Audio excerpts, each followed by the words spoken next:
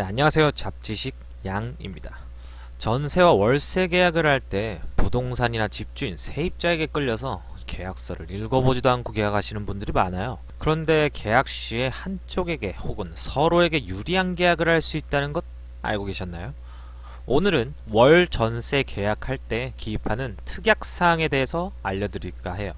계약서를 작성하실 때 이 특약사항을 어떻게 기입하느냐에 따라서 세입자 혹은 집주인 본인에게 유리하게 작용할 수 있다는 것, 그리고 주로 어떤 특약사항을 기입하는지까지 알려드리도록 하겠습니다. 첫 번째, 특약사항은 어떻게 활용하느냐에 따라 본인에게 유리하거나 불리하게 작용할 수 있습니다.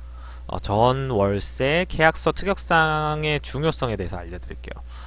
전월세 계약서에서 특약사항의 중요성을 먼저 알아볼게요.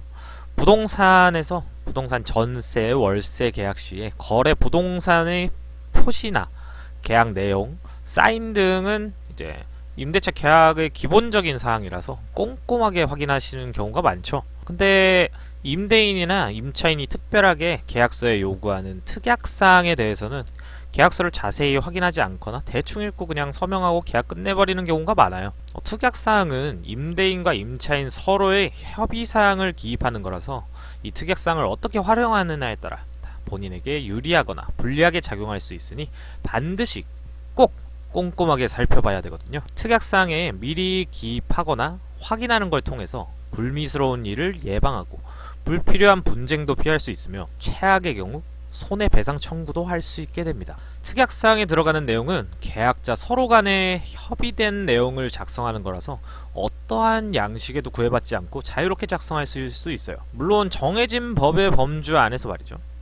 네, 중요한 것은 이제 법적으로 임대인보다는 임차인을 더 보호해주기 위한 제도로서 임대인에게 일방적으로 유리한 특약은 무효가 될 수 있는 게 있고, 반대로 임차인에게 일방적으로 유리한 특약은 허용될 수 있는 것도 많습니다.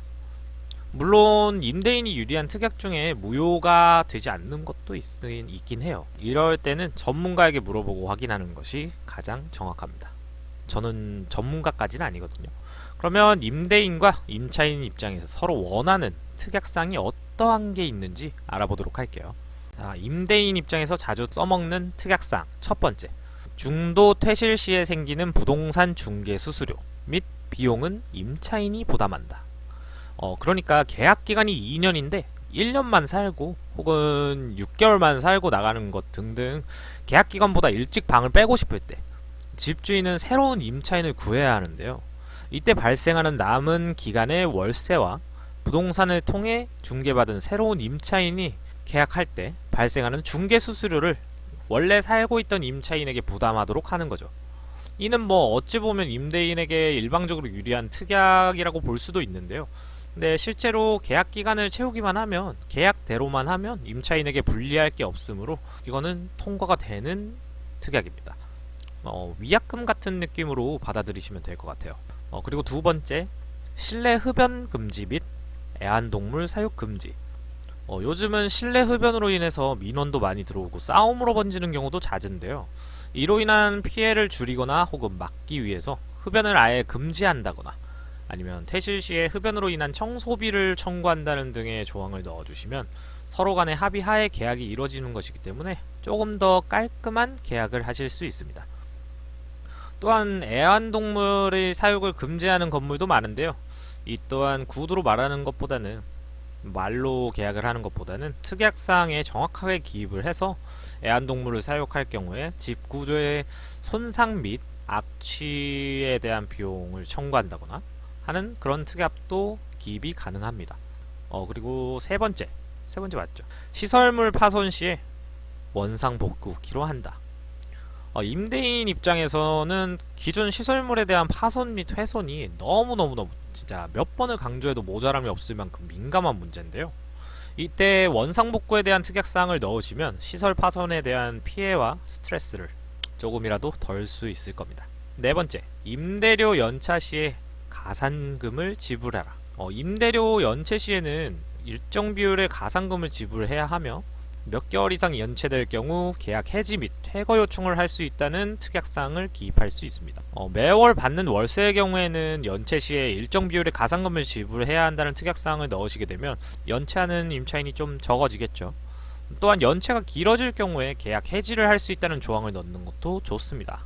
물론 법적으로 2개월 이상 체납 시에는 임차인의 계약을 해지할 수 있는 것이 법적으로 어느 정도 허용은 되고 있어요.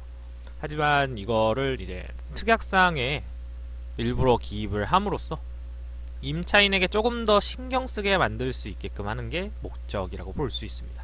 자, 오늘은 임대인, 그러니까 집주인으로서 유리하게 만들 수 있는 특약사항을 알아보았는데요. 어떠신가요? 실제로 이 영상을 보시는 분들은 집주인보다는 임차인이 많으시겠죠? 저도 월세 살아요. 네, 그래서 다음 영상에서는 임차인의 입장에서, 그러니까 우리가 월세 주고 사는 사람 입장에서 유리하게 쓸 수 있는 특약사항에 대해서 알려드리도록 하겠습니다.